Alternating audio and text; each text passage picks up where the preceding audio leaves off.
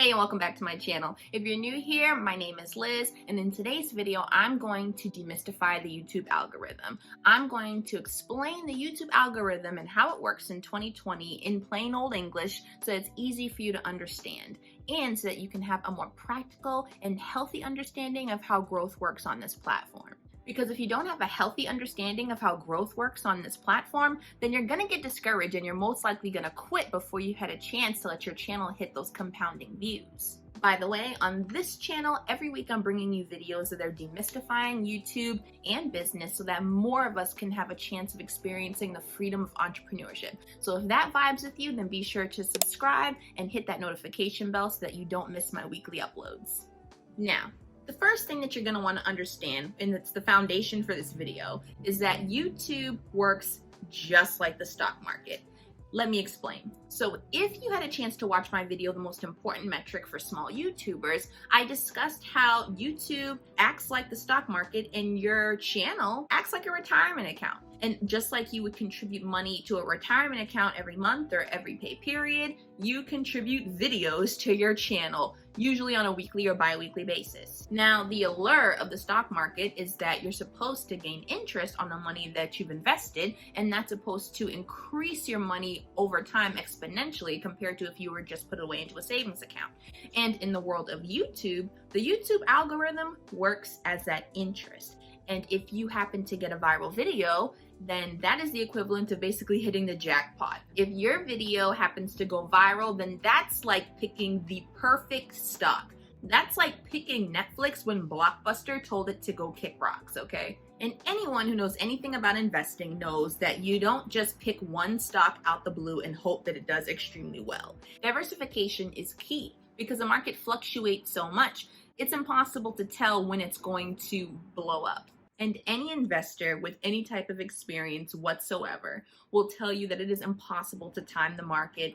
Don't even try it. They always recommend that you just diversify so that you have a better chance of reaping rewards from being in the stock market even as it fluctuates over time. Now, YouTube also fluctuates over time. You hear about it all the time when creators talk about how the algorithm changed again. That is YouTube fluctuating. And so the best way to reap the rewards of YouTube is to be in the game, is to be investing into your channel by uploading content, preferably on a weekly or bi-weekly basis. And you practice these same principles when you're saving for retirement. Every pay period, you put money aside and you trust the market to do its job.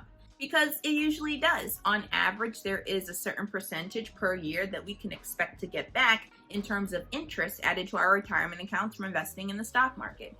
And actually, there is a bit of an average yearly return that you can expect from uploading videos to YouTube as well, especially in the form of views, increased views over time. Now, there are the big name YouTubers who suddenly go viral all of a sudden within like 3 to 6 months of their channels actually starting, they blow up and everybody knows their name. But there are big name YouTubers who took years to get to where they're at as well. Now, the common factor here, whether or not the YouTubers blow up in a couple of months or they blow up after a few years, the common denominator here is that they were both in the game. They are uploading consistently to YouTube. Now, I'm not using the stock market here to glorify capitalism. I'm using it as an example because since most people kind of want to have money when they retire, they at least have some basic understanding of how the stock market works. And I want this explanation to be accessible to you.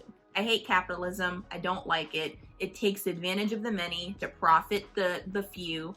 Honestly, side note, I think they should just make sure that every US citizen gets an equal share of the whole thing. But that's a conversation for another day.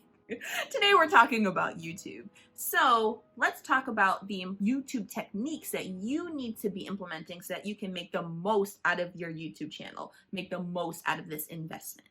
Now, just like you don't want to be investing blindly into the stock market, you don't want to be uploading blindly onto YouTube either. And that's where keyword research comes in.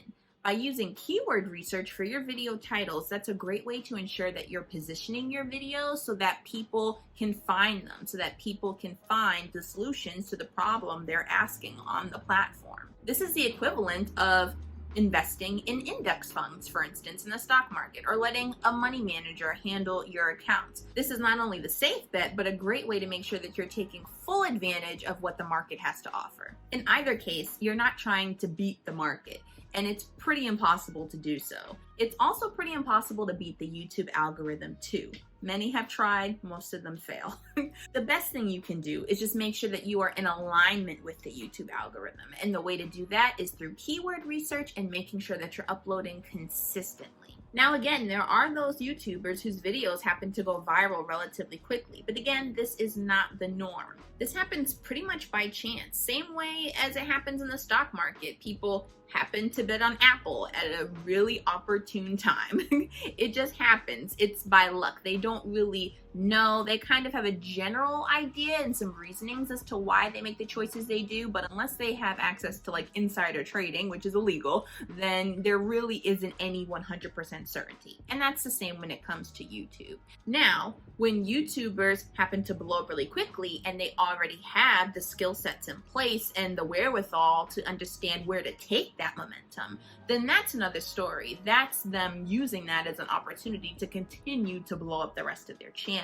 Now, even though the initial viral video is usually by chance and no one can plan it, because it happened to them, it can also happen to you. And just because it hasn't happened already doesn't mean it's never going to happen. Again, the YouTube algorithm fluctuates. So your chance could happen at any point in time, which is why you have to be consistent. Now, if you're anything like the other 30 million plus channels on YouTube, the growth is not going to happen quite as quickly as you had anticipated.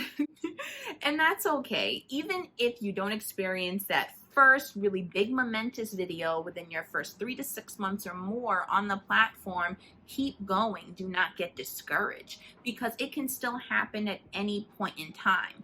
And not only that, but you will still experience growth. Just like you continue to save in your retirement account, not with the hopes of hitting on the next new Tesla, but because you know that over time your money is still going to accumulate because of the overall nature of the stock market. And just like your retirement account will continue to increase, your YouTube views will continue to increase even if you don't hit viral videos. And you'll still have the chance to experience those compounding effects over time, especially if you're strategically utilizing your info cards and your end screens and creating interconnected content. So the idea is you want to make sure that your channel is as active as possible in between your uploads. This is how compounding works. So for instance, if you're just starting out and say you're 3 to 6 months in and you're still only averaging about maybe 30 views per video on your channel, if you upload 4 videos a month, then you would expect that in total for that month, you might just be getting about 120 views. However, with compounding, and with viewers watching your videos and watching more of your videos after you've uploaded it, you can easily see views of 500 plus or more. So 120 versus 500 plus or more. That is the power of compounding. And if you actually want to learn a little bit more about compounding views on YouTube, I do have a video about what that looked like on my channel. And yes, the views do seem small. And yes, it'll seem like it'll take absolutely forever to hit 4,000 watch hours. And the YouTube community definitely is not a help at all, because they're either trying to get you to engage in sub for sub, which is so whack, and I'm actually going to do a video on that for next week, so stay tuned for that one, why you should steer clear of it.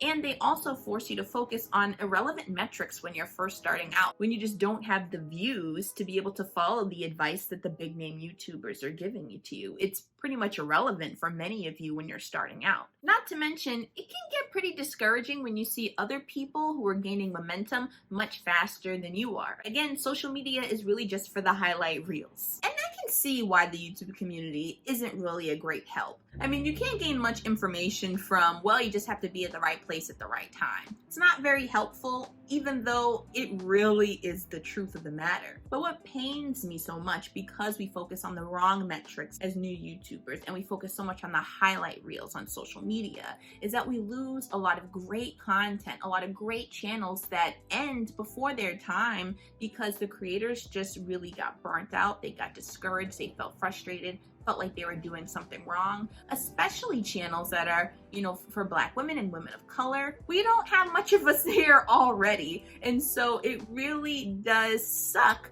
when one of them misses out on an opportunity to really provide huge impact because of how the YouTube community teaches growth on this platform. The truth is that YouTube fluctuates because it's self-correcting, and eventually it will be your turn. Just make sure that you're focusing on creating good content that you love in a sustainable way that's creating impact. So make sure that you're taking full advantage of this time to improve your content and to build connection with your audience. And don't forget to do your keyword research and to upload consistently. And above all else, make sure that you're linked up with the right community, a community that celebrates progress and does not focus on viral videos, okay? That's not the way to do this sustainably. That is not the way to survive this marathon, all right? Especially if you're doing YouTube to support your business and not just as a hobby. So, you know the drill. If this video helped you, be sure to like, share, subscribe.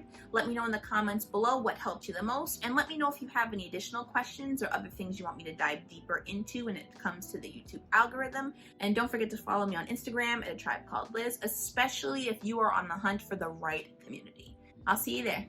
Bye.